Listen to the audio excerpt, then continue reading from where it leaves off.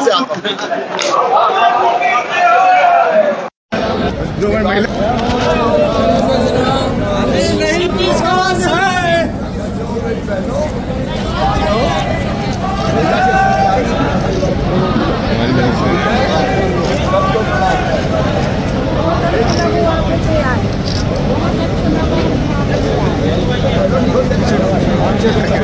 प्रणाम सबको।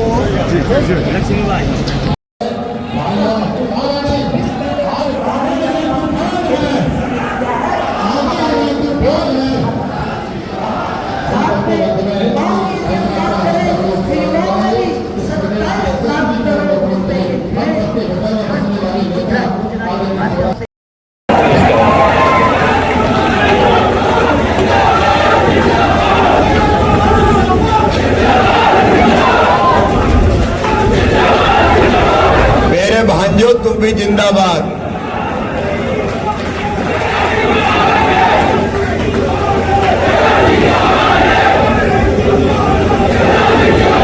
अब तो मामा हो रहे।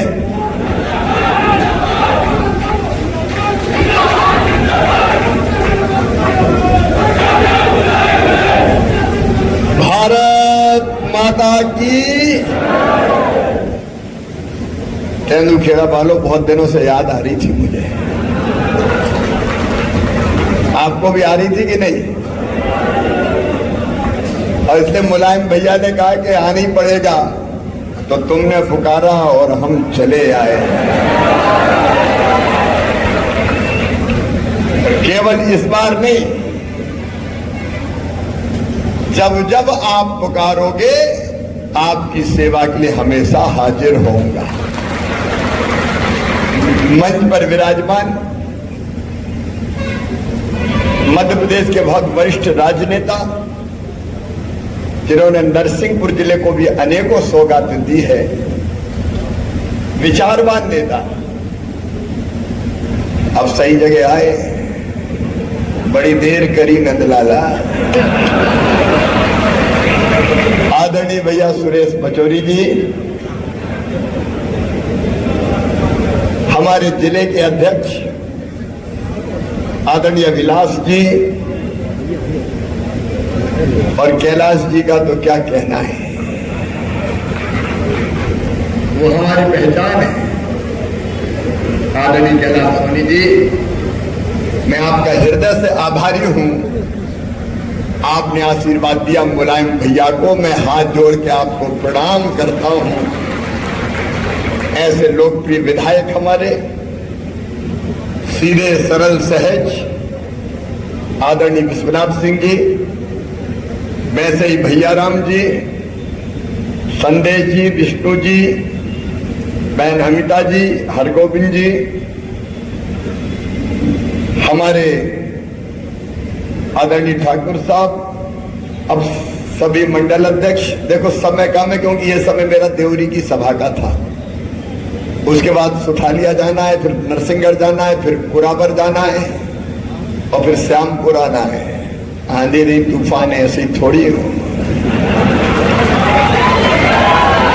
इसलिए आदरणीय मंच और तेंदुखेड़ा में यहाँ उपस्थित मेरे प्रिय बहनों, भाइयों, बेटे बेटियों, दोनों हाथ जोड़ के आपको प्रणाम करता हूं। आप सबको नमस्कार करता हूं। सचमुच में आपका हृदय से आभारी हूं।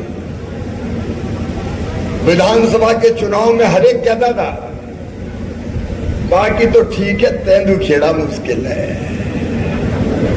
लेकिन लोग भूल गए कि ये नरसिंहपुर और तेंदुखेड़ा है। क्या लोगों को पियक्कड़ बनाने वाले को नहीं, फक्कड़ को जनता प्यार करती है।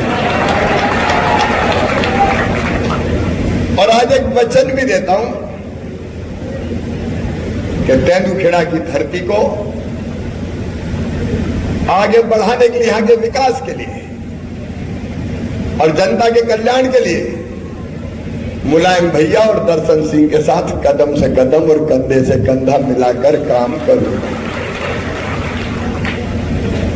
देखो, हम राजनीति में क्यों हैं?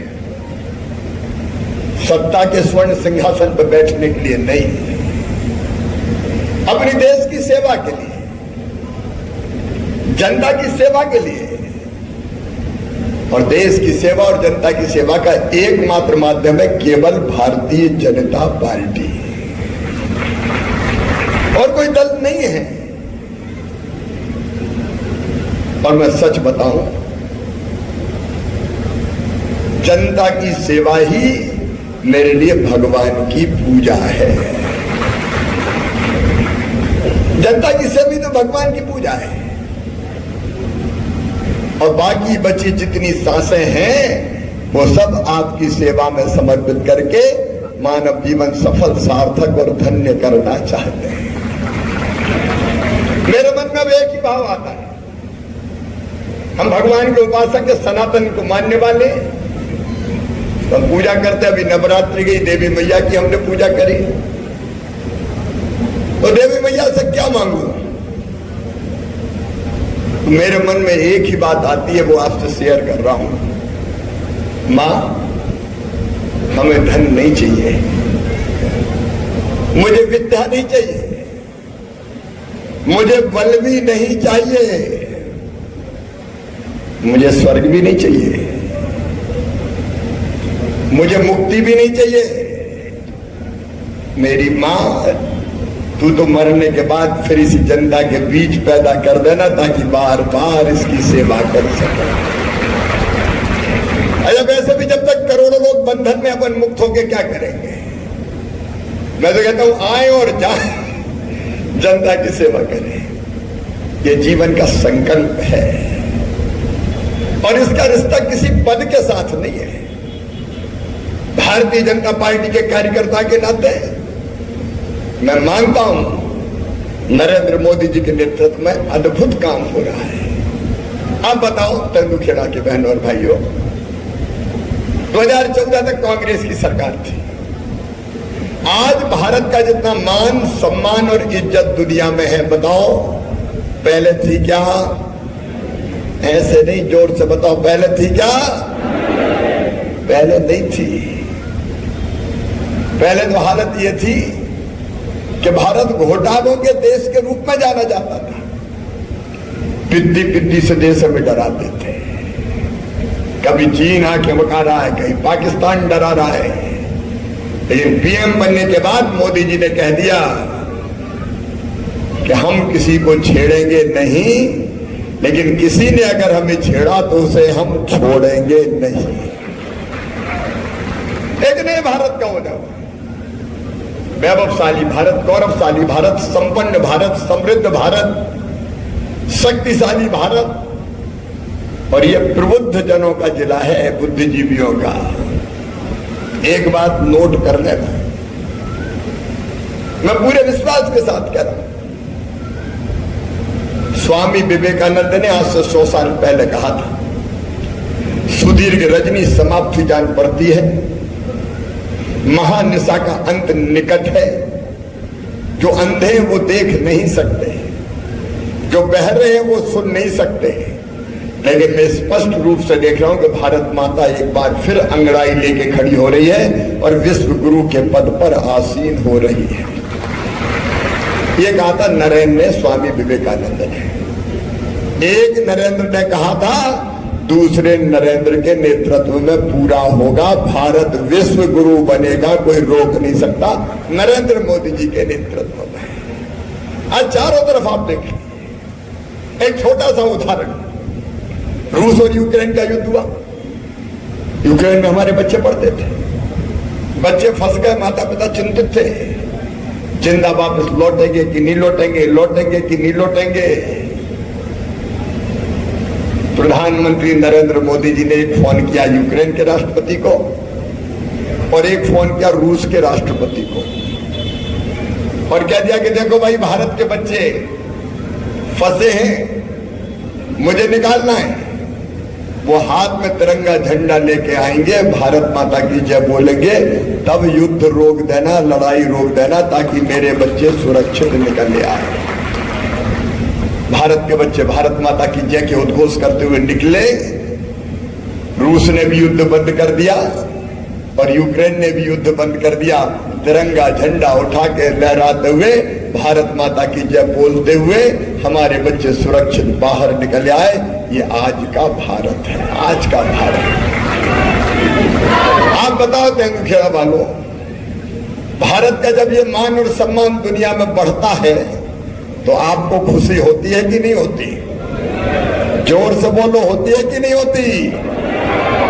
ये गौरव के पल और सम्मान नरेंद्र मोदी का नहीं, 144 करोड़ भारतीयों का है। भारत आज आगे बढ़ रहा है मेरे बहनों और भाइयों। जो काम शुरू किए थे अटल जी ने, अडवाणी जी ने, उनके पहले डॉक्टर श्यामा प्रसाद मुखर्जी, पंडित दीनदयाल उपाध्याय ने, उनको पूर्णता प्राण प्रदान कर रहे हैं नरेंद्र मोदी जी, अमित शाह जी, जेपी नड्डा जी। कैसे अद्भुत काम हुए। धारा 370, 3 तलाक और अयोध्या में मंदिर। कांग्रेस की हालत तो ये हो गई है गलत फैसलों के कारण कि ना ढोल में बची ना मदड़िया में बची। कांग्रेस कोई दीन की नहीं बची, गलत फैसले। मैं आज जिम्मेदारी से आपसे कहना चाहता हूं, राहुल गांधी वामपंथियों के बंधक हैं, भारत की सनातन परंपरा से जुड़े नहीं है। वो जानते नहीं भारत की माटी क्या है। कैसे कैसे फैसले कर रहे हैं। पचौरी जी क्यों आहत हुए? बाप बताओ, अयोध्या में भगवान राम की जन्मभूमि पर मंदिर बना, आपको खुशी हुई कि नहीं हुई? अरे सबको हुई कि नहीं हुई? रामलला की प्राण प्रतिष्ठा हुई, आपको खुशी हुई कि नहीं हुई? सारा देश आनंदित था, आनंद उत्सव मनाया जा रहा था। बहनें दीपक जला रही थी, नौजवान केसरिया पताकाएं फहरा रहे थे, भजन गा रहे थे। उत्सव में डूबा था पूरा देश, लेकिन एक पार्टी रो रही थी। क्या नाम है उसका? जोर से बोलो, क्या नाम है उसका? कांग्रेस रो रही थी। निमंत्रण मिला, लिख के निमंत्रण, आइए मैडम सोनिया गांधी जी, आइए खड़गे साहब, आप भी पधारिए। बताओ जाना चाहिए था कि नहीं? अरे कांग्रेस को जाना चाहिए था कि नहीं? लेकिन खोपड़ी पे मंथरा बैठ गई। जाको प्रभु दारुण दुख दे ही बाकी मती, विनाश काले। अरे तुम्हारा बिगड़ क्या रहा था? मोदी जी को 100 बार दिखाते कैमरा वाले, तो 2-5 बार तुम्हें भी दिखा देते यार। नहीं, हम नहीं जाएंगे। मीन में क्यों निकाल रहे? और ऐसा कभी हुआ है? पचौरी जी जैसे नेता इसलिए कांग्रेस छोड़ के बाहर हो गए कि जो राम का नहीं वो हमारे काम का नहीं। छोड़ो ऐसी कांग्रेस, क्या करेंगे कांग्रेस? कई जगह कांग्रेस ने मुझे कहा भैया जनता में जाते थे, तुमने तो राम का विरोध कर दिया, तो मुंह कैसे दिखाए? और लिख के ऐसा विरोध किया कि जब तक सूरज और चंद्रमा रहेंगे ये धरती रहेगी। ये बात लिखी रहेगी कि कांग्रेस ने राम मंदिर की प्राण प्रतिष्ठा में जाने का विरोध किया था। बोलो, लिखी रहेगी कि नहीं? राहुल बाबा, अरे तुमने 10-20 साल के लिए नहीं, हजारों साल के लिए कांग्रेस को कलंकित कर दिया। बताओ, ऐसी कांग्रेस को वोट देना चाहिए क्या? काय के लिए कांग्रेस को वोट? के कारण तो बताए, क्या धरा है कांग्रेस को, कोई बताए तो। इसीलिए विचारवान नेता छोड़ के आ रहे हैं कि अब इस कांग्रेस में करेंगे क्या। और जिस पार्टी की यह हालत हो गई हो, एक ही चीज सोचो, अपन तो सामान्य सी बातें करते गांव के आदमी है। बताओ कांग्रेस की सबसे बड़ी नेता कौन है? बोलो ना, श्रीमती सोनिया गांधी। सोनिया गांधी जी कहां से चुनाव लड़ती थी? रायबरेली से। अब बताओ सोनिया गांधी लड़ रही है क्या? क्यों नहीं लड़ रही? अरे क्यों नहीं लड़ रही? हार के डर से नहीं लड़ रही, राज्यसभा में चली गई। आप बताओ, जो नेता खुद जीतने का विश्वास खो बैठे वो कांग्रेस को जिता सकते हैं क्या? राहुल बाबा कहां से लड़ते थे? अमेठी। अब अमेठी से लड़ रहे हैं क्या?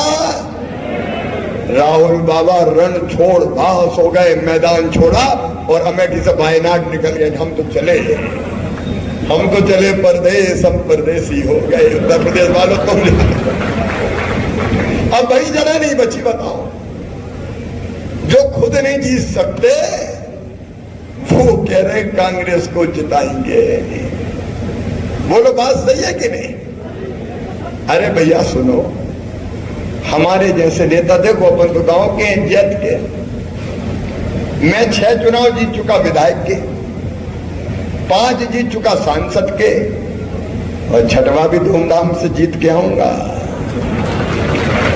12 चुनाव एक ही क्षेत्र। भैया हमने तो कई जन नरवा गढ़ो हमरो, हम तो भाई से लड़े, हम कहीं नहीं जाए। हमारे जैसे साधारण कार्यकर्ता एक क्षेत्र से लड़ते हैं, लेकिन वो मैदान छोड़ के भागते हैं। इस कांग्रेस को कोई बचा नहीं सकता, क्योंकि काम ही ऐसे किए कांग्रेस ने। आप बताओ, दिल पे हाथ रख के ईमानदारी से, विकास के जितने काम भारतीय जनता पार्टी की सरकार ने किए, कांग्रेस ने किए क्या कभी? जोर से बोलो। पचौरी जी की बात अलग थी, ये जुटे रहते थे कि कुछ ना कुछ ले आए, कुछ ना कुछ ले आए। कभी प्रणब दा को ला रहे हैं, कभी और कोई को ला रहे हैं। लेकिन पचौरी जी, वहां काम करने वालों की कदर कहां है भाई? काम करने वालों की कदर भारतीय जनता पार्टी में। मेरे नरसिंहपुर के बहनों और भाइयों, तेंदुखेड़ा वालों, इस इलाके में पानी की दिक्कत थी तो मेरे मुख्यमंत्री काल में चिंकी और मोरा स्वीकृत करके आपके खेतों में पानी पहुंचाने का पुण्य भी किया है। आज विकास के काम गिनाएंगे तो घंटों लग जाएंगे। मेरी बहनें बैठी है, बहनों तुम्हारी जिंदगी बेहतर बनाने के लिए क्या नहीं हुआ? बेटियों को लाडली लक्ष्मी बनाने का पुण्य अगर प्राप्त हुआ तो हम लोगों को हुआ। मध्य प्रदेश की धरती पर बेटी बोझ नहीं रहेगी, बिटिया को वरदान बनाकर ही चैन की सांस लेंगे। क्योंकि मेरे तो जीवित जागृत देवियां ये बैठी है। ये या देवी सर्वभूतेषु शक्ति रूपेण संस्थिता, नमस्तस्यै नमस्तस्यै नमस्तस्यै नमो नमः। जीवित जागृत देवी। और मैं जब पैर धोके पानी लगाता था, कांग्रेस के नेता कहते थे पाखंड कर रहा है, पाखंड। अरे बेटियों की पूजा करना पाखंड है क्या? बताओ। ये क्या जाने भारत की संस्कृति को, और संकल्प ही भाजपा का यही है।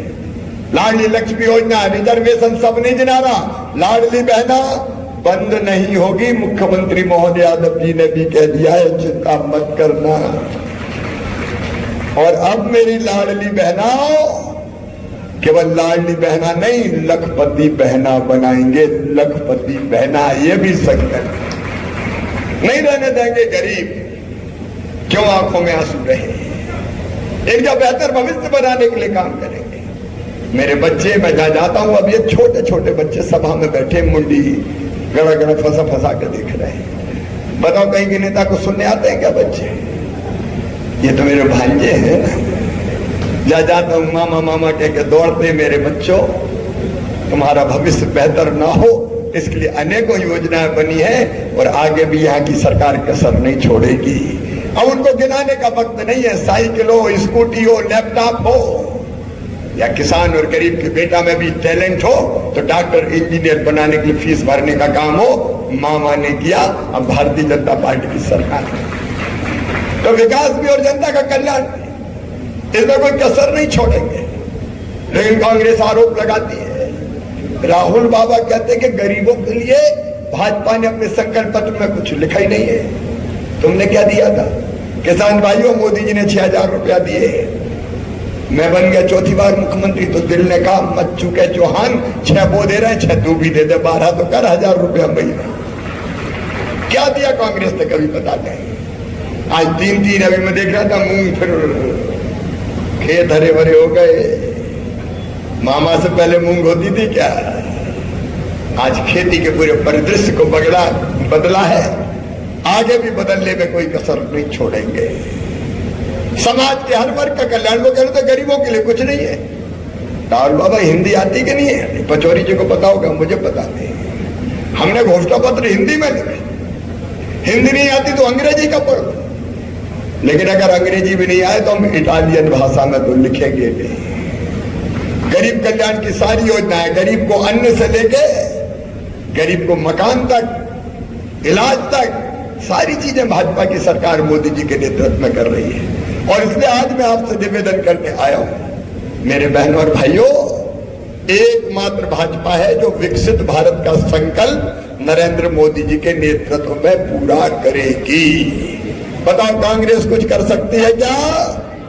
और इसलिए आइए, मैं आभारी हूं आपका, आपने मुलायम भैया को जिताया और मुलायम भैया उस चुनाव के बाद ये चुनाव आ गए, इसलिए आपकी सेवा हो नहीं सकी। लेकिन मामा दिल्ली भले ही चले जाए, मुलायम भैया को नहीं छोड़ेगा, पीछे खड़ा रहूंगा, चिंता मत करना विकास के कामों में। और दिल्ली भी जाएंगे तो दुबले पतले जरूर है, लेकिन ले लेके आएंगे, काहे को चिंता करते हो। यहां से हमारे विधायक जी, फिर सांसद दर्शन जी और थोड़ा बहुत हाथ पचौरी जी भी लगाएंगे, चिंता मत करो, विकास की गंगा फिर भी बहाएंगे। और इसलिए मैं आपसे अपील कर रही है, ध्यान रखना। देखो हमारे हिस्से में तो आए फक्कर मुलायम भैया दर्शन सिंह, अब दर्शन में मूड पर स्वामी बांध के घूमता है।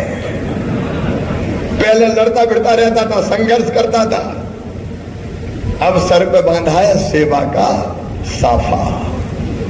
और कोई काम ही नहीं है भैया को दूसरा, घर में और कोई है ही नहीं, दिन और रात आपकी सेवा तो करना है, क्या भैया। तो दर्शन भी फक्कड़ नेता है। और ध्यान रखना, कांग्रेस को तो एक ही मिलता है यहाँ, शराब रे। ये कौन का भला करेंगे, कोई का भला करेंगे क्या बता। ये धन का अर्जन करते हैं अपने स्वार्थों की पूर्ति के लिए, जनता की सेवा का कोई मूल्य इनकी नजरों में नहीं है। और ये तेंदुआ खेड़ा और नरसिंहपुर है जो सिद्ध करेगा कि हम धन बल के आगे पसीने को पराजित नहीं होने देंगे, उसके साथ सारी जनता उठ के खड़ी हो जाएगी। और आपका आशीर्वाद दर्शन को मिले, भारतीय जनता पार्टी को मिले और आगे बढ़कर मोदी जी को मिले विकसित भारत के निर्माण के लिए।